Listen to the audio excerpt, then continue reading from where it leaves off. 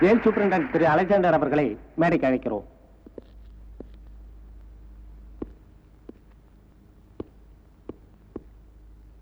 இந்த சிறைச்சாலையில் சிறை கைதிகளுக்கு முன்னால் நடந்த இந்த நாடகத்தையும் அதில் கலந்து கொண்டு நடித்தவர்களையும் பிரபல திரைப்பட இயக்குனர் பிரதாப் போத்தன் அவர்கள் பாராட்டி பேசுவார்.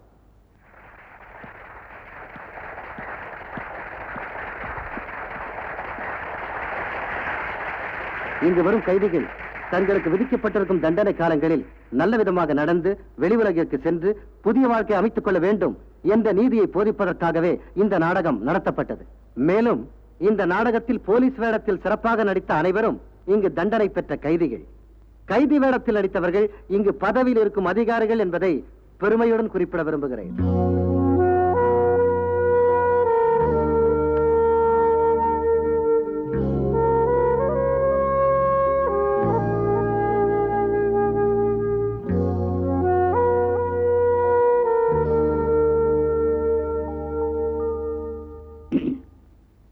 இங்கு இருக்கும் போலீஸ் அதிகாரிகளுக்கும் கைதிகளுக்கும் இடையே ஒரு நல்ல உறவு ஏற்பட வேண்டும் என்று கைதிகளை போலீஸ் அதிகாரிகளாகவும் கைதியாகவும் நடிக்க வைத்த இந்த புதிய முயற்சியை நான் பாராட்டுகிறேன்.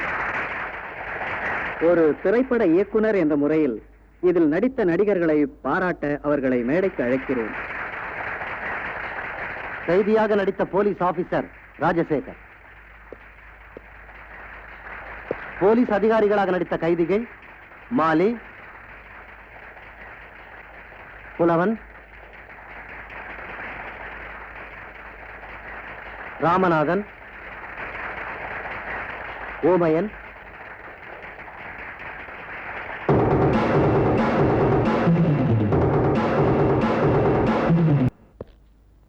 விஜய். உன்னை சாரி சார், நான் இந்த டைரக்டர் பார்க்க விரும்பல. நீங்க எல்லாம் சொன்னதாலதான் நான் இந்த நாடகத்தில் நடிக்க ஒத்துக்கிட்டேன்.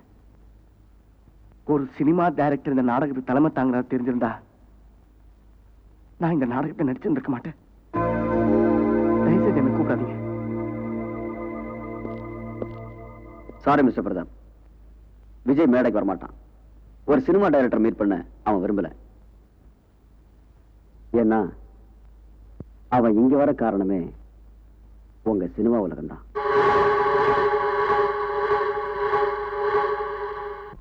ஏண்டா விஜய், இந்த நாடகத்துல ரொம்ப அருமையா நடிச்ச. ஆமா, அந்த சினிமா டைரக்டர் உன்னை மேடை கூப்பிட்டார, நீ ஏன் வரல? நெஞ்சம் மறப்பதில்லை, அது நினைவை இழப்பதில்லை. நான் காத்திருந்தேன், உன்னை பார்த்திருந்தேன், கண்களும் மூடவில்லை, என் கண்களும் மூடவில்லை. இந்த வீட்ல எல்லாத்தையும் நானே கவனிக்க வேண்டியதா இருக்கு. இங்க யாரு எதை பத்தி கவலைப்படுறாங்க? அப்பாவுக்கு எப்ப பாரு கோர்ட்டு கேஸ், இந்த அண்ணனுக்கு சினிமா கதை கேரக்டர் சீனு இதேதான். மணி என்ன ஆகுது? இன்னும் ஒருத்தராவது சாப்பிட வராங்களா? என்ன சாப்பாடு ரெடியா? எல்லாம் சாப்பாடு ரெடிமா. வேலைக்கு சேர்ந்து 1 மாசம் கூட ஆகல, என்ன 2 நாள் ஆளக்கானோ? என் பொண்டாட்டிக்கு பிரசவங்க. போன வாரம் தானே பிரசவம் சொன்ன. அது என் முத பொண்டாட்டிக்கு, இது என் 2வது பொண்டாட்டிக்குங்க. நீ ஏண்டி அழுவுற? அந்த 2 பொண்டாட்டிக்கு கிடைச்ச பாக்கியம் எனக்கு மட்டும் கிடைக்கலமா? உனக்கு 3?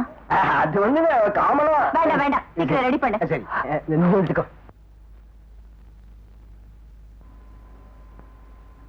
என்ன சாப்பிட வரல? அனிதா, இன்னைக்கு ஜெயில ஒரு நாடகம் நடந்துச்சு. அதுல ஒரு கேரக்டர். ஆரம்பிச்சிட்டியா? எப்ப பாரு கேரக்டர் சீன் கதை, இதை தவிர வேற வேலையே இல்ல. படிச்ச படிப்புக்கு எங்கேயாவது போய் ஒரு வேலையில சேரக்கூடாது?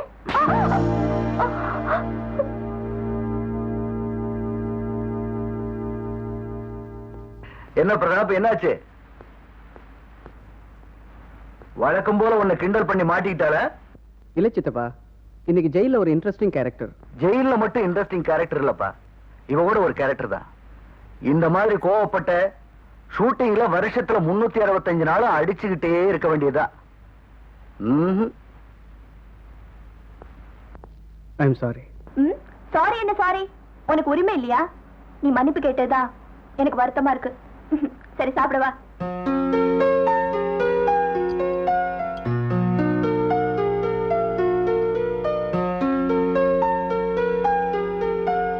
என்னென்ன இன்னும் அந்த கேரக்டர் மறக்கலையா?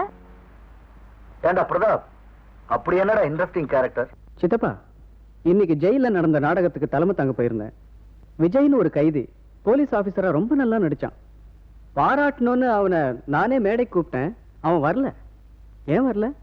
அவன் மனசுல என்ன வருத்தமோ?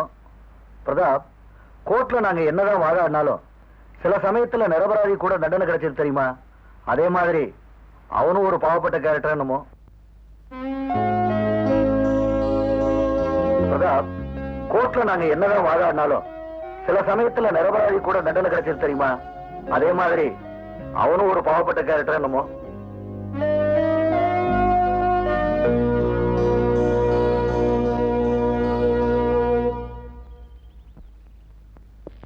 இந்த விங்கில இருக்கிற எல்லா கைதிகளுமே ஒரு பெக்குலியர் கேரக்டர் சார். இந்த செல்ல இருக்கிற பேர் அந்தோனி. வணக்கம் சார். அப்பா இல்லாதவன். இவங்க அம்மா இவன் படிச்சு பட்டம் வாங்கணும்னு 4 வீட்டுல வேலை செஞ்சு இவனை படிக்க வச்சாங்க. அம்மா இவனுக்கு தெய்வ மாதிரி. இவங்க அம்மாவை தப்பா பேசின ஒருத்தனை கொலை பண்ணிட்டான். இப்ப ஜெயில இருந்து படிக்கிறான். Very intelligent. தான் BA பட்டம் வாங்கணும், அதை பார்த்து அம்மா சந்தோஷப்படணும், அதான் இவனோட ஆசை. அடுத்தது சின்ன சேலம் சாமி, நடிகை அஞ்சலி தேவியோட பரம ரசிகன். 20 வருஷத்துக்கு முன்னாடி அரசானவன். அப்ப இருந்த உலகம் தான் இவனுக்கு தெரியும். மலர் குடி நானே மகிழ்ந்திடுவேனே கவி குயில். சார் சார், அஞ்சலி தேவி பாத்தீங்களா சார்? அவங்கள பாத்தீங்கன்னா நான் கேட்டேன்னு சொல்லுங்க சார். சார் சார், நீங்க எடுக்கிற படத்துல அவங்கள தான் சார் கதாநாயகியா போடணும். மறந்துடாதீங்க சார். பாவம், வாழ்க்கையில ஒரே ஒரு நாள் வீரமா இருந்தான். அதுக்கு தண்டனை அனுபவிக்கிறான். ஆசையா வளர்த்த நாயை காரேத்தி கொண்டுட்டான்னு கார் டிரைவரை கொலை செஞ்சுட்டான். இங்க இருக்கிற கைதிங்க எல்லாருக்குமே என்டர்டைன்மெண்ட் இந்த செல்லில் இருக்கிற இவர் பாடுற பாட்டு தான். ஜெயில நடக்கிற சம்பவங்களுக்கு தகுந்த மாதிரி ஒரு பாட்டை பாடுவார். அப்படி அடிக்கடி பாடுறதுனால மத்த கைதிங்க இவருக்கு வச்சிருக்கிற பேரு புலவர்.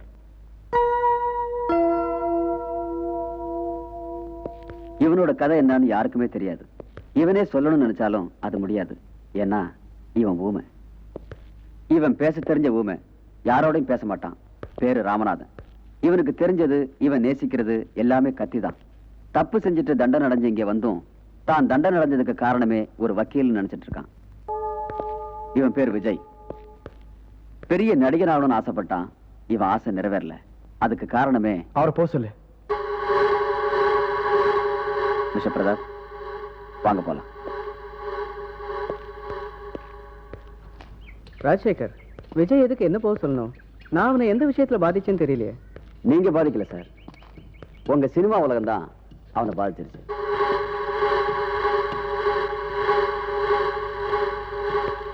விஜய் நானும் காலேஜில் ஒன்னா படிச்சோம்.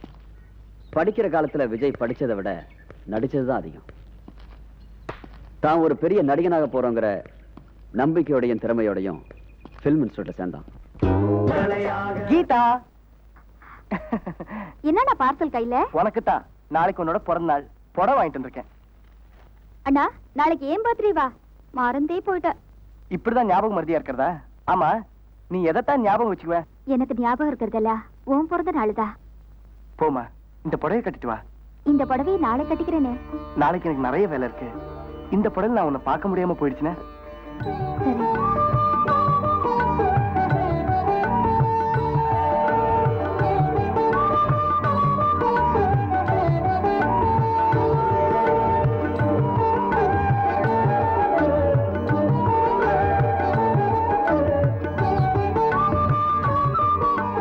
என்னடா அப்படி பாக்குற? கீதா, உன்னை இந்த கோலத்துல பார்க்கும்போது கல்யாண பொண்ணு மாதிரி இருக்க.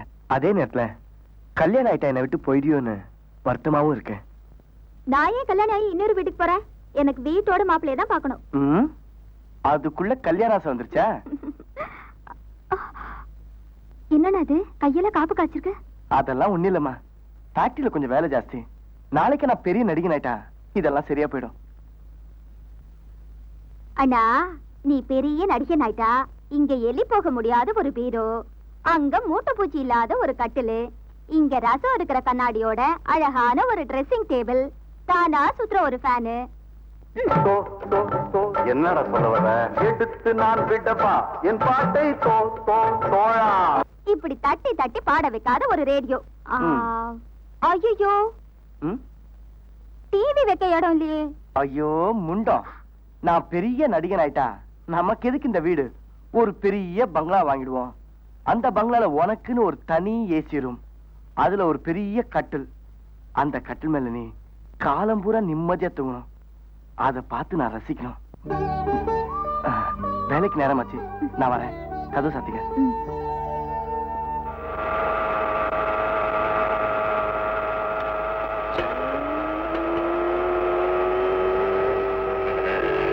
மாணிக்கா, நம்ம தியேட்டர்ல புதுசா ரஜினி படம் வந்தது பாத்தியா? என்ன நடிப்பு, என்ன ஸ்டைலு, ஒரே கைத்தட்டல் தான்.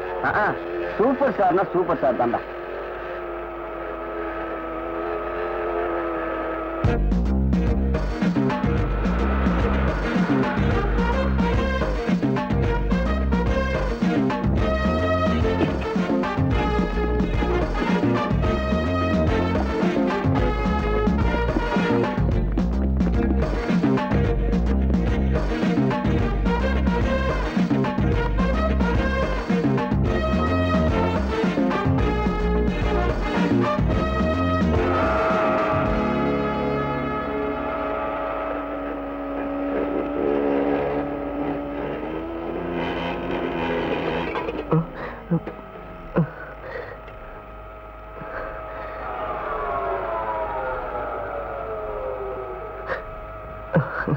என்னையாச்சு பாத்திரம்? பாத்திரம் இதுக்கு தான் உன்ன மாதிரி ஆளுங்கெல்லாம் வேலைக்கே வச்சு கூடாதுங்கிறது. எப்பவும் கற்பனையிலேயே இல்லாம கொஞ்சம் வேலையை கவனி. உக்காரிய. இந்த பயல்களுக்கெல்லாம் ரஜினிகாந்த் கமலஹாசன் நினப்பு. என்ன சத்தம்? ஒண்ணு இல்லைங்க. அண்ணனோட எண்ணம் எல்லாம் நிறைவேறி அவர் பெரிய நடிகரா வரணும்னு நீயும் வேண்டிக்க பாட்டி.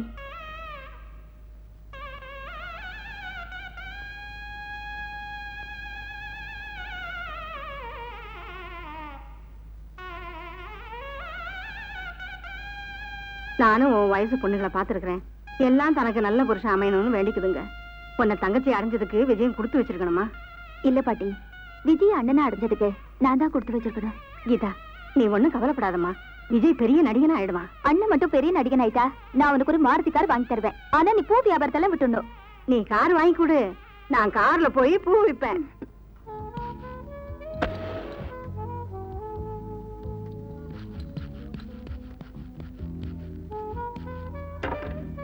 எக்ஸ்கியூஸ் மீ சார், நான் இந்த ஹோட்டல் ரிசப்ஷனிஸ்ட். என் பேரு கீதா. நீங்க போன்ல யார்கிட்டயும் பேசிட்டு இருந்தது கேட்டேன். உங்க படத்துக்கு ஹீரோ வேணும்னு சொன்னீங்க. எங்க அண்ணன் ஒரு பிலிம் இன்ஸ்டியூட் ஸ்டூடெண்ட், ரொம்ப நல்லா ஆக்ட் பண்ணுவாரு, நல்லா டான்ஸ் ஆடுவாரு. நீங்க தான் சார். நீங்க பேசினதை நான் கேட்டது தப்புதான். இருந்தாலும் இல்லம்மா, நான் போன்ல பேசினதை நீ கேட்டேன்னு உண்மையை ஒத்துக்கிட்ட பாரு. அது எனக்கு ரொம்ப பிடிச்சிருக்கு. I like it. இந்த அட்ரஸ்ல நாளைக்கு உங்க அண்ணன் போட்டோவோட என்ன வந்து பாரு. ஓகே? ரொம்ப நல்லவரு. இந்த காலத்திலயும் உண்மைக்கு மரியாதை தராரு. Yes, come in. Good morning sir. Congratulations Vijay. உட்கார். விஜய், போன வாரம் நீ நடிச்ச நாடகத்தை பார்த்த டைரக்டர் பாலச்சந்தர் உன் நடிப்புல ரொம்ப இம்ப்ரெஸ் ஆயிட்டார். ஈவினிங்ல நீ பாலிஷ் பட்டறையில வேலை செஞ்சுக்கிட்டே இங்க படிக்கிறேன்னு சொன்னப்ப உன் விடாமுயற்சி ரொம்ப பாராட்டினார். அவர் எடுக்க போற அடுத்த படத்துல ஹீரோ நீதான் சொல்லியிருக்காரு. இங்க ஒரு கலர் டிவி, இங்க ஃப்ரிட்ஜ், இங்க டைனிங் டேபிள், ஸ்விட்ச் போட்டா தானா சுத்துற ஃபேனு, கீழே ஒரு அழகான கட்டில். சந்தோஷத்தை என்ன பேசணும்னு எனக்கு தெரியல சார். இன்னைக்கு ஒரு 2 hours நான் அர்லியரா போறேன். எதுக்குப்பா? இந்த விஷயத்தை என் தங்கச்சிக்கு சொல்லணும். All right. Thank you sir.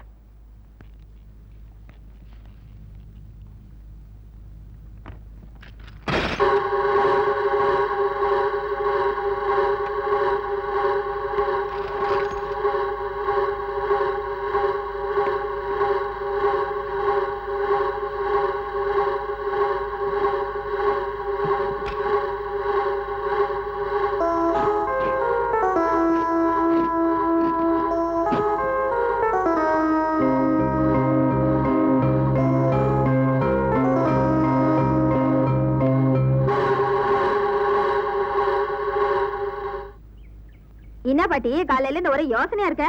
ஒண்ணுமில்ல, எனக்கு ஒரு கார் வரப்போகுது. அதை எங்க நிறுத்தலாம்னு யோசனை பண்ணிக்கிட்டு இருக்கேன். ஆண்டவன் கிட்ட நம்ம வேண்டிக்கிட்டது வீணா போல. எங்க அண்ணன் பெரிய நடிகரை வரப்போறாரு. நான் ஒரு டைரக்டரை பார்க்க போறேன். நடிகர் ஆகணும்னா டாக்டரை பார்க்கணுமா? ஐயோ பாட்டி, டாக்டர் இல்ல டைரக்டர். டைரக்டரா? சரி சரி, இந்த பூவை வச்சுக்கிட்டு போ. நீ மட்டும் நல்ல செய்தியா வந்து சொல்லு, நான் உனக்கு மாலையே போடுறேன். அண்ணன் வந்து கேட்டா நான் போயிட்டேன்னு சொல்லு பாட்டி. நல்ல காலம் பிறந்தாச்சு, நம்ம கஷ்டமெல்லாம் தீந்தாச்சு.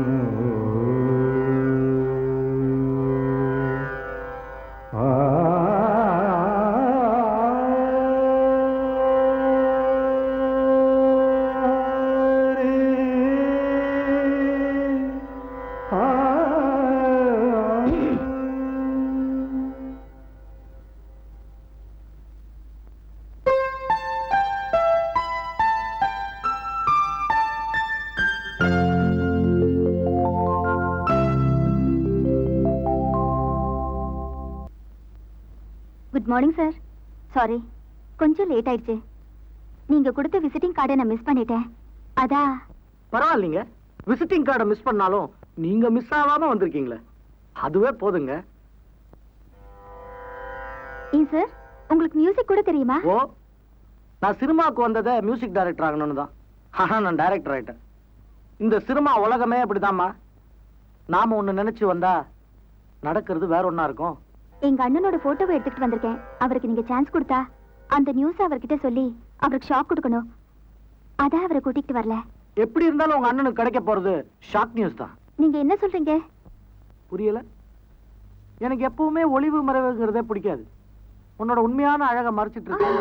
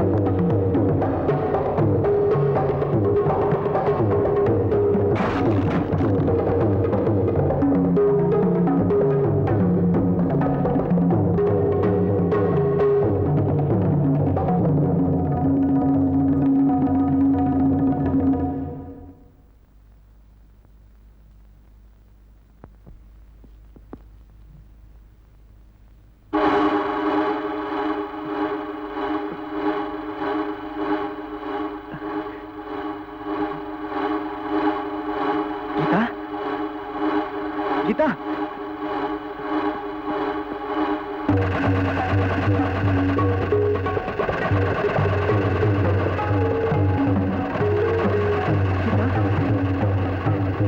கீதா